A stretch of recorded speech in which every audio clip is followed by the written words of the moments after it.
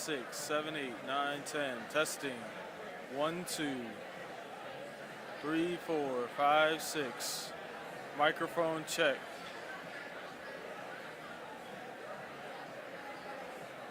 Hey, Staples, if you can hear me, give me a thumbs up whenever they're good. Testing. 1, 2, 3, 4, 5, 6. Microphone check. Testing. 1, 2, 3, 4, 5, 6. You good?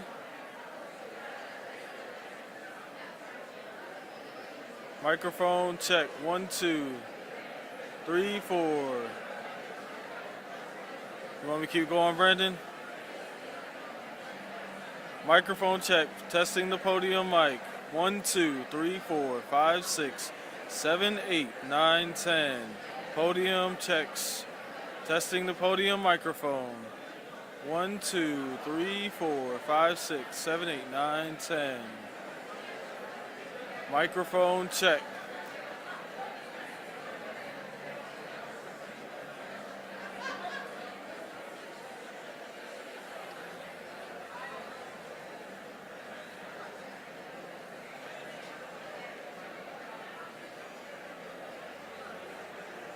We good?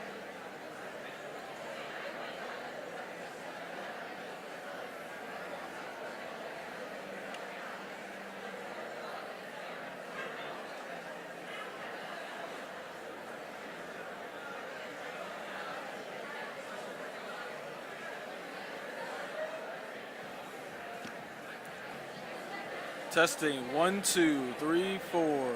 Podium checks. Microphone checks from the podium. 1, 2, 3, 4, 5, 6, 7, 8, 9, 10. Testing the microphones. Testing. 1, 2, 3, 4, 5, 6, 7, 8, 9, 10. Podium microphone test. 1, 2, 3, 4, 5, 6, 7, 8, 9, 10. You want me to keep going? 1, 2.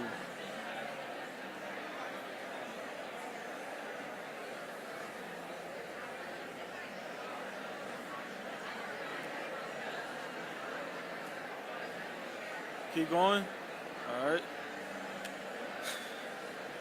Testing. 1, 2, 3, 4. Measure of devotion that we are highly resolved that dead shall have not died in vain, that this nation shall have a new birth of freedom, and that this government of the people, by the people, for the people, shall not perish from the earth. Testing. 1, 2. The Gettysburg Address. Abraham Lincoln, Gettysburg, Pennsylvania, November 19th, 1863. 407 years ago, our fathers brought forth upon this continent a new nation and dedicated to the proposition all men are created equal. Now we are engaged in a great civil war, testing whether that nation or any nation so conceived, so dedicated, can long endure. We are met in battle for the war. We have come to the dedicated portion of its final resting place. All right, cool.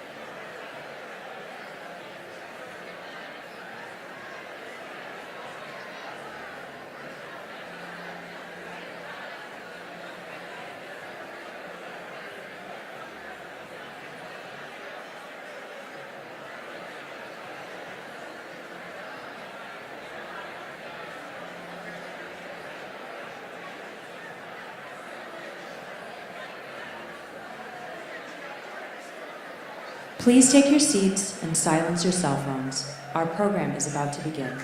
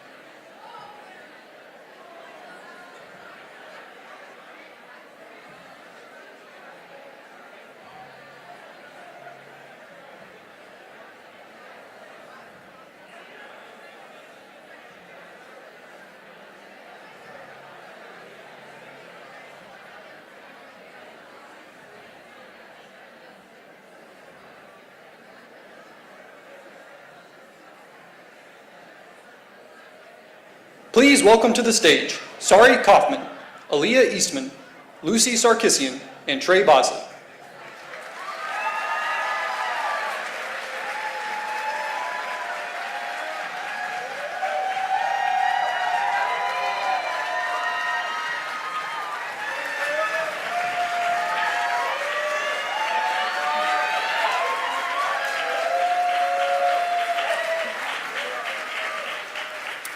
Hello, everyone. My name is Aaliyah Eastman. I'm a founder of Brady's youth-led Team Enough and a 2023 graduate from Trinity Washington University, and I am a survivor of the Marjorie Stoneman Douglas mass shooting in Parkland, Florida. On Valentine's Day in 2018, bullets shattered and tore through our classroom walls, laptops, books, and my classmates' bodies right before my eyes. I called my parents to tell them how much I loved them and to tell them my last goodbyes. I spent nearly every day since fighting so no one has to experience what I did. No 16-year-old should have to hide beneath the body of their murdered classmate to survive, but I did. School should not be a war zone. I've seen firsthand the power of raising my voice, and I'm so proud to be here among so many of you who have raised your voices and those who have taken action. Unfortunately, Parkland wasn't my only experience with gun violence. My uncle was shot and killed in Brooklyn, New York, years before when he was just 18 years old. I'm now 4 years older than he ever got to be. Gun violence disproportionately affects Black and brown families. It's not just school shootings or mass shootings. It's about people across America not knowing if they'll come home at the end of the day. We need leaders like Senator Murphy and others here today who understand the deadly and traumatic price of inaction. We need legislators with the courage to say, "We hear you, America." Children in America deserve better. We can and we must do more to ensure that no one has the fear of joining this club nobody wants to be a part of. I call on those who serve at the will of the people to stand up and join our fight so we can pass sensible solutions, and if not, get out of our way.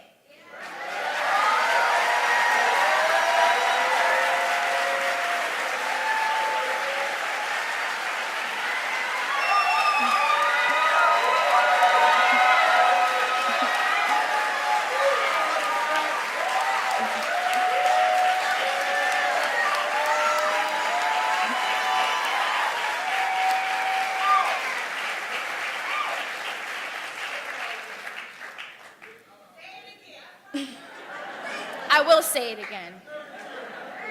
I call on those who serve at the will of the people to stand up and join our fight so we can pass sensible solutions, and if not, get out of our way.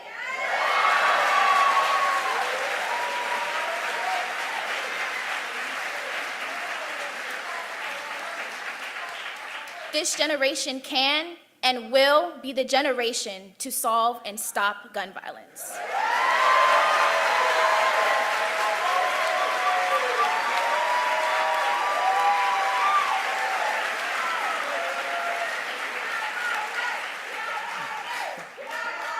For sure.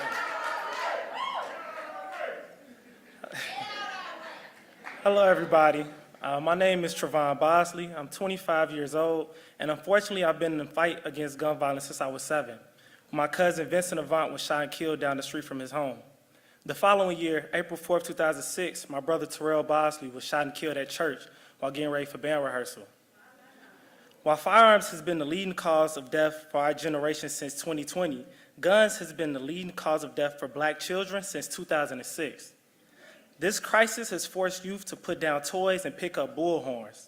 It has forced youth to put down fun and innocence and pick up desperation and survival. And most importantly, it has forced young people to put down their childhood and pick up a nation.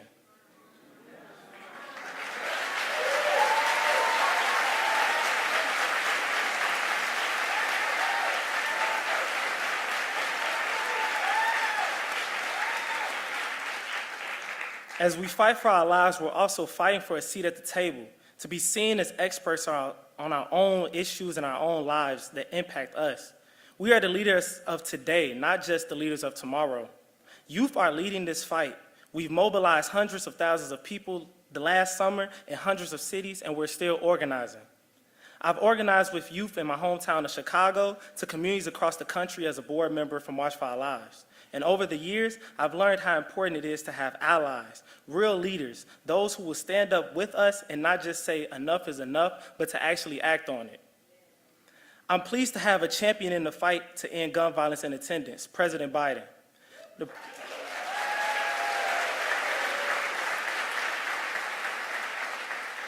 president and I and the movement that is March for Our Lives don't always see eye to eye, but true leaders look at people they disagree with straight in the eye and they say, I see you. Let's talk about it. I and others are still losing friends and family every single day to gun violence, so we know we can't just stop here. But in this fight, we're glad to have President Biden on our side, and we're hopeful for more to come. Thank you.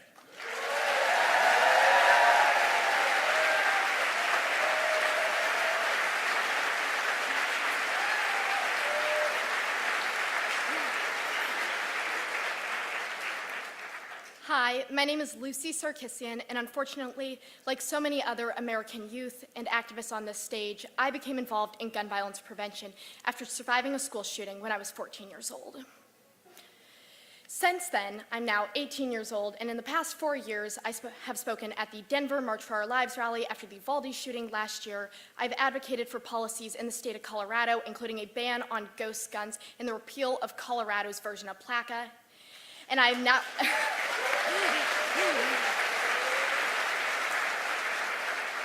And this spring, I organized an art show highlighting the devastating effects of gun violence on American youth. For a long time, despite the hard work of gun violence prevention activists all across the country, it felt like we would never be able to make progress in Congress. But last year, through the leadership of Senator Murphy and President Biden, we were finally able to pass the bipartisan Safer Communities Act. Because of this bill, Colorado, my home state, has received more than $9 million to fund mental health care in our schools and communities, support gun violence survivors, and to implement extreme risk protection orders. These measures could have potentially prevented what happened to me. It is too late to go back and undo what happened to me, but it is not too late to prevent it for the future and for future generations. Well, these are just the first steps of many steps to end gun violence in America. It is something to be celebrated because this funding in this bill has saved lives and will continue to do so. The commitment of Senator Murphy and President Biden and all of you today means everything to young people like me who are tired of constantly having to live in fear or have to live with the trauma of surviving gun violence. I am proud to stand here today and stand with all of you in this fight. Thank you.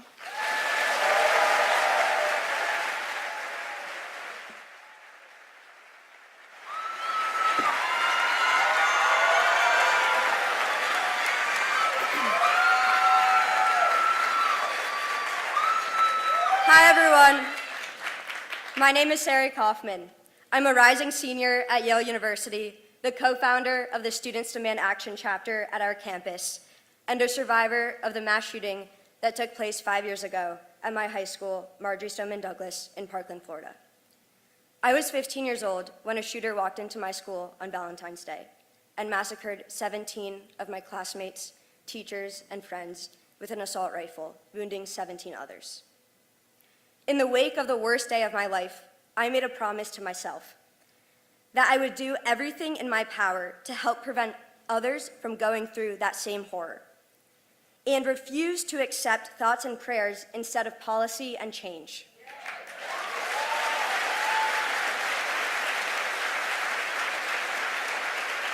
Kids being gunned down in our neighborhoods, in our homes, in our schools is not an acceptable way of life. But President Biden has led the way with lawmakers from both sides of the aisle to make change. That's why I am so honored to be here today as we celebrate the 1 year since breaking the logjam of inaction. The landmark legislation we passed last year was a historic victory for the gun safety movement. And make no mistake, it is saving lives.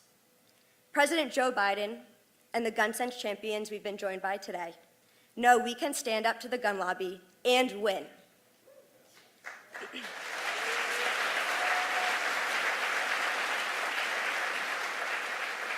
My generation has been given the hope for a future where being told to run, hide, and fight is not a daily refrain that we have to repeat.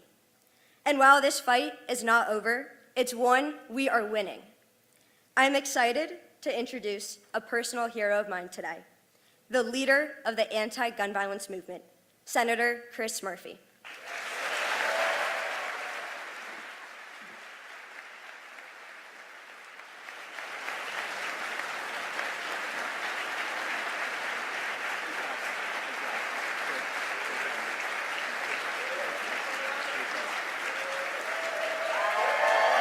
How amazing are these guys?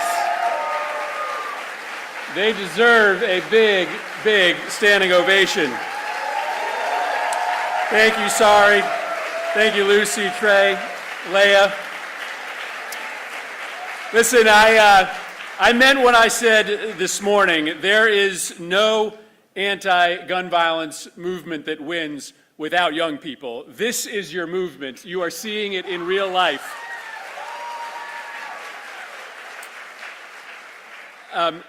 Let me just take one quick point of personal privilege.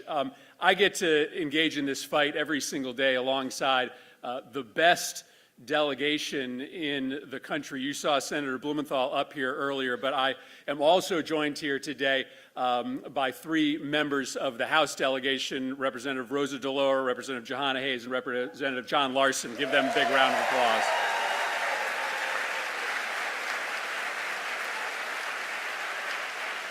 They are all fighters. So I am the only thing standing between you and the President of the United States. So I am going to get right to the point. And the point is this: the Bipartisan Safer Communities Act that we are celebrating and talking about today would not have happened without Joe Biden.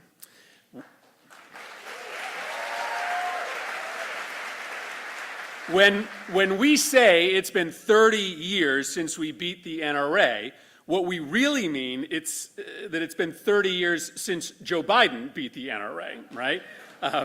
It was Senator Joe Biden and a handful of others who took on the NRA and the gun lobby in the 1980s and the 1990s and secured passage of those landmark pieces of legislation, the Brady background checks bill and the assault weapons bill. Joe Biden was fighting and beating the gun lobby before anybody else was. He knows how to do it. And last summer, after Uvalde, Joe Biden stepped up again. In the days after the shooting, we had begun early bipartisan meetings. But most of the pundits, they just wrote us off, right? They'd seen it before. A mass shooting happens, followed by some chatter of action, and then nothing. Republicans and Democrats just retreating to their corners. The week after Uvalde was a recess week for Congress, so we were all going back to our states and to our districts. We were leaving town. Even more reason to think that this momentum, whatever we had, was going to vanish. But then I got a call from the White House. They told me that the president was considering going on television, using one of his few precious primetime addresses to challenge Congress and the country to make this time different. He called me, and we talked about how some people were saying that this time wasn't going to be different, that some people were saying that a speech wasn't going to make any difference. But he told me, I care about this issue so deeply in my bones, the safety of our kids, that I'm willing to take any chance, no matter how remote, to get something done. If I give this speech, is it going to help? He asked. I told him he would. And you remember this address, this emotional, heartfelt plea to the nation at a moment when we could have lost all of that momentum. And along with his daily support of our month-long talks, Joe Biden is the biggest part of the story as to why the Bipartisan Safer Communities Act became law.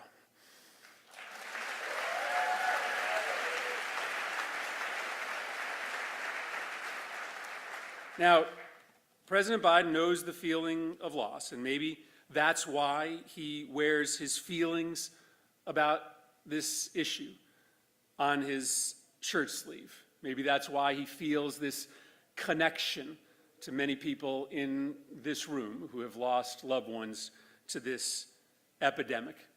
Maybe that's why he's joined us here today, to help us talk about the progress we've made and the progress that we are going to make. But I will end by saying what I have said now 2 different times on this stage over the course of today.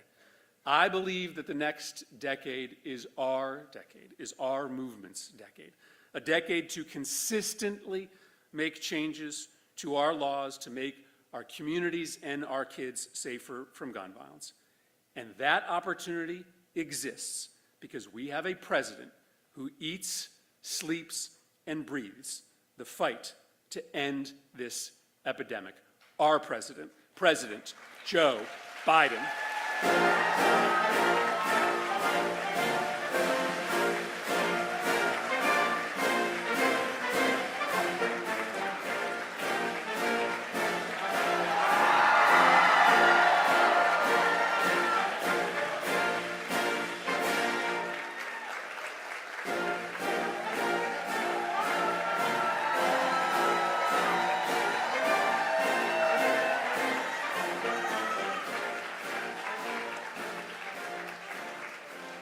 Hello, hello, hello.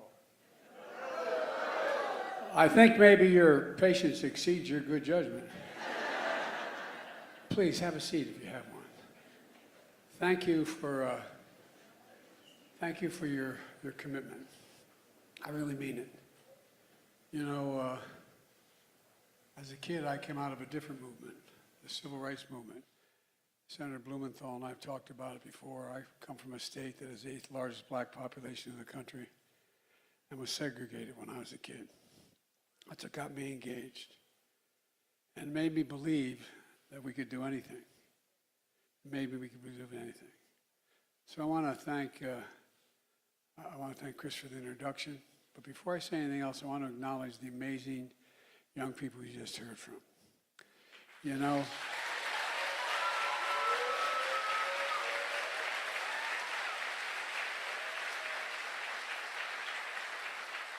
I really mean it.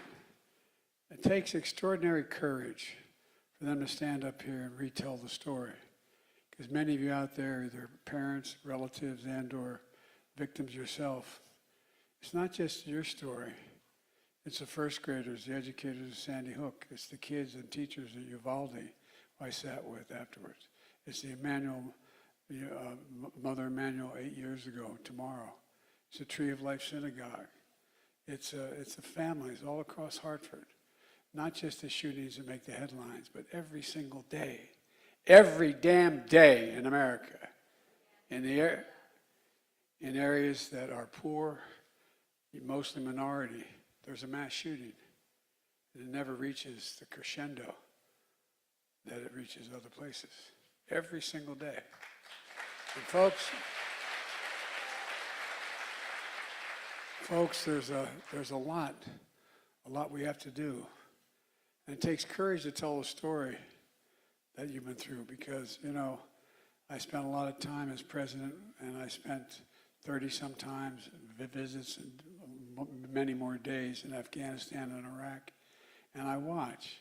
You know, we have post-traumatic stress, they call it, for soldiers. What's the difference between the post-traumatic stress that a soldier meets in the hills of Afghanistan and a fourth grade kid meets in a classroom when they have to duck and cover?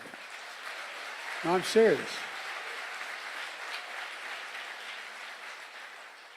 And you're here, many of you, and it brings it all back. It brings it all back for your families, your parents, your siblings. And it brings it back for the entire country. It ripples through the nation. I don't know how many times I met with people at events in the country who shake my hand and say, I'm worried. There's been another shooting not far from where I live. I'm scared to send my kid to school. It's had a profound impact. And some people in this room have turned your pain into purpose. I suspect all of you have. Your loss into determination, and your anger, justifiable anger, into a deep-seated commitment. You're the reason why I'm so optimistic about the future of this country, and that's not hyperbole. That's a fact. You're the best educated, most involved, least selfish, and most consequential generation in American history. I'm also optimistic because of leaders like Senator Murphy. Chris, thanks for inviting me today and for organizing this summit. You know, Chris and I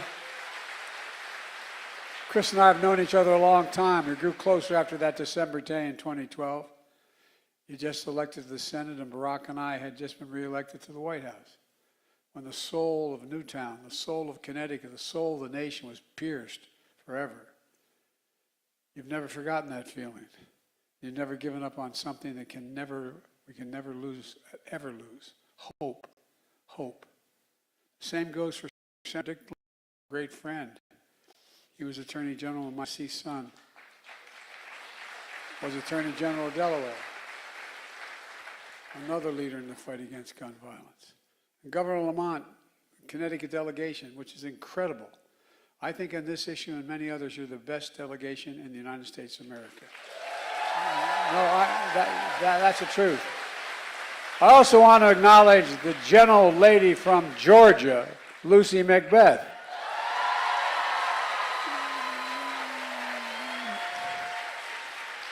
Lucy carries her son Jordan in her heart. She proves you can run for office ending gun violence in the South and you can win. Only by about 20 points or something like that. I've never come close. Lucy, I know this isn't easy for you. You're a real pro, but I know it's not easy for you. I remember. And one of Jill's favorite people in the whole world, and mine, I always introduce her as Mark Kelly is her husband. Ladies and gentlemen, Gabby Gifford. Gabby has more courage than most people I have ever known. I had the honor to bestow the Presidential Medal of Freedom on Gabby, not only for her courage, but her intellect that helped carry this movement. She's not stopping now. She's not stopping now. Gabby, I love you. You're wonderful.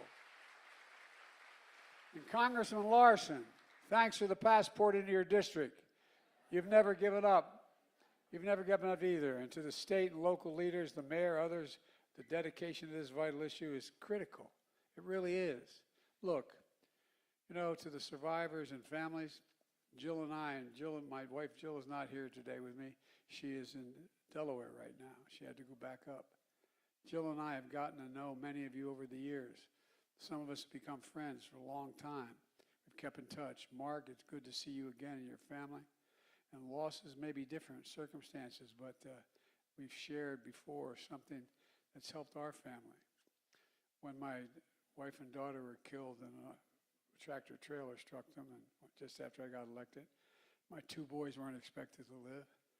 And then later when my son Bo, who was the Attorney General and volunteered to spend a year in Iraq, died of stage 4 glioblastoma, my daughter Ashley taped a message in the mirror. The way everything gets to me through my wife and daughter now is they know I have to shave in the morning. So they'll tape on the mirror for real. So I can see it when I was shaving. And one day she left me a quote from Immanuel Kant, who wrote that finding happiness and peace of mind when it seems impossible can be done. He said, you need something to do, someone to love, and something to hope for. Something to do was to fulfill the promise I made to my son Bo and my family, and your families, and you've made too, that I would not retreat from public life and the sadness that I felt afterwards, that I'd stay engaged to solve problems. Someone to love, my family, my kids, my grandkids, and something to hope for. All of you, survivors and advocates, have built real movement with something to hope for. Something to hope for. That your collective trauma and injuries are not going to be in vain. That your friend, your family member, your loved one did not die in vain. That by acting in their memory, you can prevent the next tragedy. You can save life. You can save families. In the process, you can continue to save the country. And I mean that. Look, folks, a year ago, the conventional wisdom was we would never get any Republicans to support gun legislation, period. That was the conventional wisdom. And all the usual obstacles would block us once again. But it didn't happen. Instead, I signed into law the Bipartisan Safers Community Act, which you've referenced several times today, which many have described as the most significant gun safety law in 30 years, and it is. But for me, and for most of you, here's what it really is. It's an important first step. I know it feels like it isn't enough when you turn on the news and see another tragedy in a school, a grocery store, a parade, or a place in America. Honestly, I feel like that as well. The facts give us reason to hope, though. So far this year, murders down in many major cities across the country. There's far too much gun violence, but that's why the summit is so important and why Chris asked me to be here today with the following message. 1 year ago, we did come together. We did hear the call for too many families. Every one of those families, I met at all the places I mentioned. I was there met with every single family. And you know what they'd say? Almost the same phrase. Dick, they'd say, do something. Do something. And the response usually was, my prayers are with you. Well, prayers are fine. They're important. It doesn't happen again, but it's not going to stop it. You have to take action, have to move, have to do something. And so what happened? We began to continue to fight again. Because for a while there were only about 24 of us in the Congress or as vice president or when I was as president who thought anything could be done. We did pass the most meaningful gun safety law in 30 years. We did overcome an unrelenting opposition of the gun lobby to gun manufacturers and so many politicians who hide behind the belief that they'll never have to pay a price for their inaction when they oppose common sense gun legislation. And we beat them. We beat them. And we did it through a bipartisan effort that included a majority of responsible gun owners. Because whether you're Democrats or Republicans, we all want families to be safe. We all want to drop them off at the house of worship, a mall, a movie, a school door, without worrying that's the last time we're ever going to see them. We all want our kids to have the freedom to learn, to read and to write, instead of learning how to duck and cover in a classroom. And above all, we all agree, we are not finished. We are not finished. We are not finished. Look, I know you've had a full day of Summit getting into details of the law, but folks, listen at home. Here's a quick summary of what this law is doing. It's already allowing the Justice Department, through the FBI, to run enhanced background checks on young people under 21 trying to buy a firearm. This legislation has already provided more than $230 million for states to expand the use of tools like the red flag laws, as my son was the first to enforce when he was Attorney General, which says that a court has the right to temporarily remove a firearm where there's danger to themselves or others. More people die from gun violence as a consequence of suicide than anything else that happens in the nation. Suicide. This legislation has already delivered more than $1.5 billion to states and communities to make schools safer, improve access to mental health services, and help young people deal with the grief and trauma resulting from gun violence, post-traumatic stress syndrome. It includes an additional 14,000 mental health professionals hired and trained to work in our schools. The law helps prevent domestic abusers from purchasing guns. I'm the guy that wrote the Violence Against Women Act. I proposed a long time ago. I didn't say it for that reason, but I cared deeply about it because the ultimate abuse, the abuse of power. My dad used to say the single worst abuse of all was the abuse of power. We fought like hell to close the so-called boyfriend loophole. If in fact you had a stay-away order issued against a man or a woman because of your boyfriend or girlfriend, and they weren't your spouse, then guess what? They decided, last minute, they decided not to impose this limitation on being able to own a weapon. So we finally can say that those convicted of domestic violence abuse against their girlfriend or boyfriend cannot buy a firearm, period. And by the way, it's already saving lives. There are fewer deaths occurring in that area. For the first time ever, we explicitly made gun trafficking a federal crime. I said, what the hell, it wasn't already? No, I'm serious, think about it. You go home and tell your mother, father, brother, sister, aunt, uncle that, whoa, gun trafficking is now a crime. They're going to look at us like, what are you talking about? It's always been a crime. It wasn't a crime. We did the same thing for straw purchases. That's when a middleman who can pass the background check buys a gun, uses it for someone who can't pass the background check. It's now a federal crime if you do that. And finally, we finally clarified who needs to register as a federal licensed gun dealer. Because a federally licensed gun dealer is required by law to run background checks on those he's selling a weapon to. And in most cities, down in Philadelphia and New York, areas I know well, like up here, you'd see a truck pull to the curb and selling weapons, selling guns, selling AR-15, selling weapons. Well, guess what? You do that now, you go to jail. There's so much more, but the bottom line, if this law had been in place a year ago, lives would have been saved. And it's in place now, and it is saving lives today. We got it done because of you, not a joke. You all think we're being nice to you. You're tough. Thank God. But I really mean it. It's because of you. Moms demand action. Big deal. All of it. All of it. No, I really mean it. Because what did you do? And young people coming out, people who you grew up with, who didn't think this was real, the suburbanite Republican man or woman, or Democrat, not just Republican, thinks, well, you know, everything's fine. And all of a sudden they see someone of your caliber, someone of your commitment, walking down the street saying, we got to do something. It matters. It matters, it matters, it matters. And you can feel it. You can taste it, what you're doing. And here's the deal. You're changing the culture, proving we can do more than just thoughts and prayers. You're changing our politics. You're registering voters. You're recruiting candidates. You're getting them elected. You're proving that you're powerful and you're relentless. And it matters. It matters. They know you're not going away.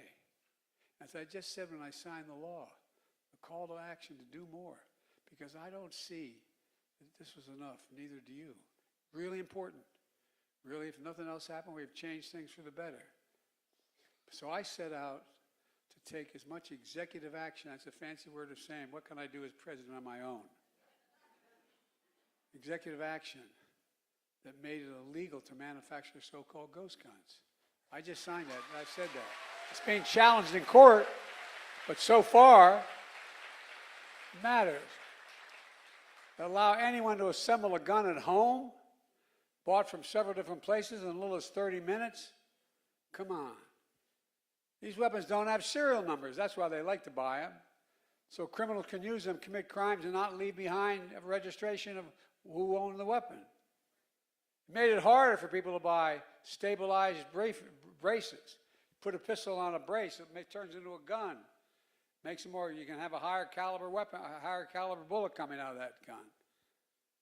It's essentially turned it into a short barrel rifle, which has been a weapon of choice by a number of mass shooters. We're making it easier to buy gun locks and other safe storage at gun stores. If any one of you drove up to the parking lot here today, got out of your car and left a key in your car, and a kid comes along who's 13, 14 years old, gets in your car, takes in a joyride and kills someone, guess what?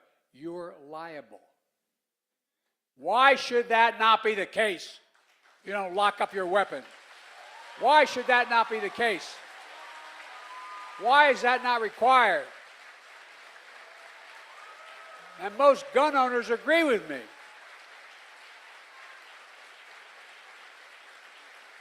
We also established a zero tolerance policy for rogue gun dealers who willfully violate the law. Now, instead of a slap on the wrist, their license is revoked. You have a lot of gun dealers who are engaged in shady actions. Well, guess what? It used to be they'd get a fine. Now they lose their license to sell. We established a strike force to crack down on gun trafficking across state lines, including guns brought up from Georgia, South Carolina, Washington, Philadelphia, New York, right here to Hartford. All told, we've taken more executive action to reduce gun violence than any of my predecessors, probably than all my predecessors. They're being challenged in court, but so far, so good. And the budget I submitted to Congress would help reduce crime by increasing funding to go after gun traffickers. And by the way, you know what I get when we're talking about the fentanyl at the border and all that? I speak with the President of Mexico. Will you stop sending guns to us? We are sending dangerous weapons, particularly assault weapons, to Mexico. To Mexico. They're asking us, please stop it. Cut it off at the border. What in God's name are we becoming if we don't do this? Look, ladies and gentlemen, for those who say they're concerned about crime, you can't deal with crime without dealing with gun violence. It's a simple proposition. Remember, for a long time in America, car accidents were the leading killer of children. This was mentioned earlier. Then in 2020, guns became the #1 killer of children in America. Guns. More than car accidents, more than cancer. Let me say that again. We can't let that just become another statistic. Guns, the #1 killer of children in the United States of America? Folks, it's time once again that we banned AR-15 rifle-style weapons. High-capacity magazines.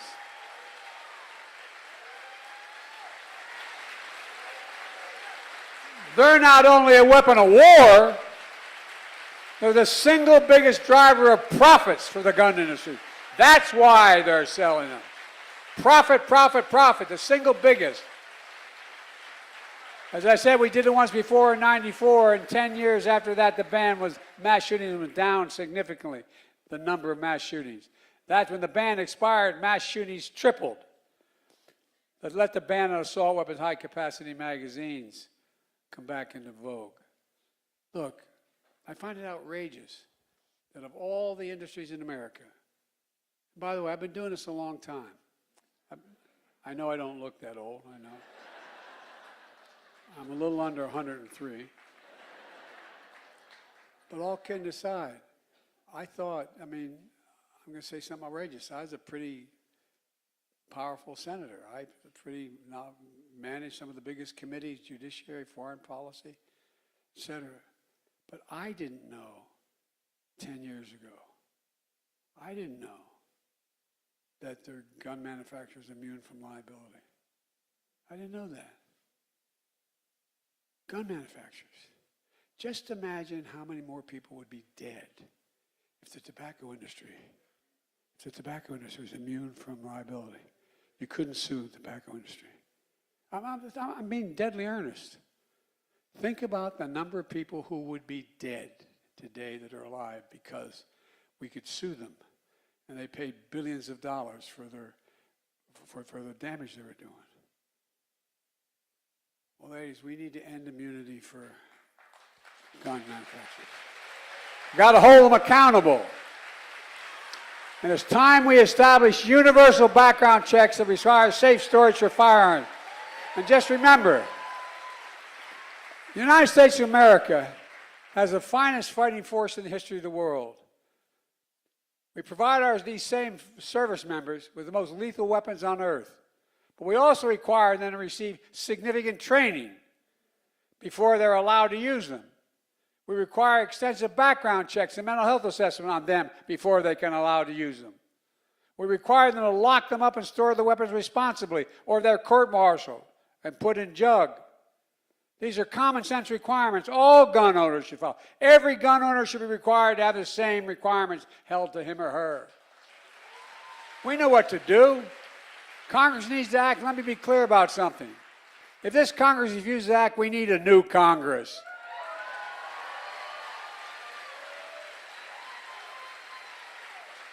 And we need states to act as well. Not every state has a governor as competent as Governor Lamont, and I mean that. But they can do a lot more. Look what the gov has done here in this state. Less than 2 weeks ago here in Connecticut, Governor Lamont signed a bipartisan legislation with more than a dozen measures to improve gun safety, from providing open carry and from prohibiting open carry and strengthening the ban on assault weapons and ghost guns.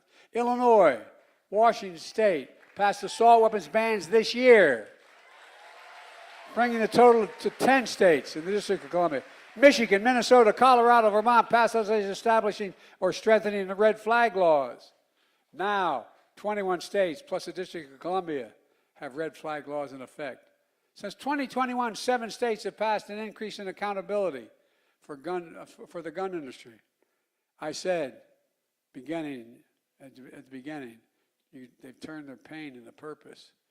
They turned your cause into reality. I believe we've reached a tipping point in this nation. I really do, swear to God. People in this room are the big reason why we reached that tipping point. As Senator Murphy says, success begets success. But the converse is also true. Failure begets failure. That's why Jill and I, Kamala, and the entire administration are more determined than ever that you should be successful as well. Look, let me close with this. I know many people here who have been impacted by gun violence, lost someone they loved, fought so hard for so many years. A lot of you are tired. You're tired. No, I get it. Try being 110 and doing it again. All kidding aside, a lot of people are frustrated. My mother, God love her, all 5'1", Captain Gina Finney, she looked at me and said, Joey, never bow, never bend, never yield, never kneel. We never will on this issue. Never, never, never, never, never. We have a rational policy. Folks, are we ever going to make progress we need to make? I'm here to tell you we cannot give up. We will not get there. I still remember the people I met with in Newtown, in Orlando, in Las Vegas, in Pittsburgh, in Charleston, Parkland, El Paso, Uvalde, Buffalo, Monterey Park, and so many other places that never make the headlines. I've never forgotten them. And I never will forget them. And I will never stop fighting for them, I promise you. And I believe this is true, that everyone in this room, you'll never stop fighting for them as well. We will ban assault weapons in this country. We will ban multi-round magazines. We will hold gun makers liable. We will beat the gun industry. We will beat big money that sits behind them. And the politicians refuse to stand up and act. It won't be easy. I have no illusions how fiercely they'll fight back, but I also have no illusions about the people in this room. Look at what you've already done here in Connecticut and around the country. Look at the movement you've built. Look at the people you've helped elect. Look at the progress you've made in state houses. Look at all the mothers organizing all across the country. Listen to the young people who've spoken out here today. They're speaking for a whole generation. And they will not be ignored, they will not be shunned, they will not be silent. In this moment, we have to remember what I got to know him, Nelson Mandela, when I tried to get to Africa, to South Africa to meet him. And he came back and he met me when he was finally freed. He met me at the White House. And he looked at me, and I swear to God, it wasn't unique to me, I'm sure. He said, it always seems impossible until it gets done. There's nothing beyond our capacity. That's the power of memory of your loved one. That's the power of this movement. That's the power of America. Our lives and the lives of our nation find purpose. Something to do, someone to love, something to hope for. We have just keep going and keep the faith. Every time I walk out of my Grandpa Finnegan's house, I'm Scranton, yell, Joey, keep the faith. My grandmother would yell, no, Joey, spread it. Remember who we are. We're the United States of America. And there's nothing beyond our capacity when we do it together. God bless you all, and may God protect our troops. We can get this done. Thank you, thank you, thank you. I mean it. Thank you. Now, as some of you know, I'd usually come down and say hi to all of you. They tell me there's a storm coming in. Is that right? Is that still the deal? That's the truth. Now, don't make a lie. As that scene in the John Wayne movie, don't make me a dog-faced lion pony soldier. All right, well, I tell you what. Here's what I'm going to do. I'm going to ask the White House photographer to come up. And all I'm going to do is I'm going to stand. I usually shake everybody's hand. But I'm going to stand in front of each section. No, I really mean it. And if you can see the camera, they can see you. And it's the least consequential part of this whole meeting for you. I promise. All right? God save the Queen, man.